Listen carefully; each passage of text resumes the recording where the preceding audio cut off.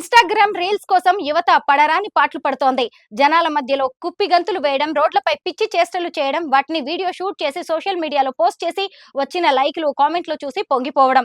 నేటి తరం యువతలో ఇదొక వ్యసనంలా మారింది. వ్యూస్, లైక్‌ల కోసం ఎంతకైనా తెగిస్తున్నారు. ఓ యువకుడు నడి రోడ్డుపై శవంలా పడుకొని తాను చచ్చిపోతే ఎలా ఉంటుందో చూడాలనుకున్నాడు. చచ్చాక పాడెపై తన అందచందాలు ఏ విధంగా ఉంటాయో వీడియో తీసి సోషల్ మీడియాలో పోస్ట్ చేయాలని తెగ ఉబలాట పడిపోయాడు. రద్దీ రోడ్డుపై బ్యారికేడ్లు పెట్టుకుని మరీ పాడెక్కి రోడ్డుపై శవం మాదిరి పడుకున్నాడు. దీంతో జనాలు గుమికూడడంతో వాహనాల రాకపోకలకు అంతరాయం ఏర్పడింది. గమనించిన పోలీసులు సదరు యువకులను అరెస్ట్ చేసి జైల్లో పడేశారు. ఈ విచిత్ర ఘటన ఉత్తరప్రదేశ్ లో చోటు చేసుకుంది. ఇందుకు సంబంధించిన వీడియో సామాజిక మాధ్యమాల్లో వైరల్ గా మారింది.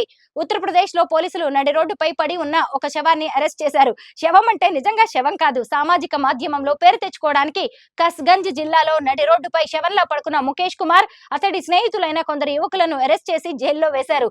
ముఖేష్ రకరకాల రీల్స్ చేసి తన ఇన్స్టా ఖాతా, ఫేస్బుక్, వాట్సాప్ లో పోస్ట్ చేస్తుండేవాడు.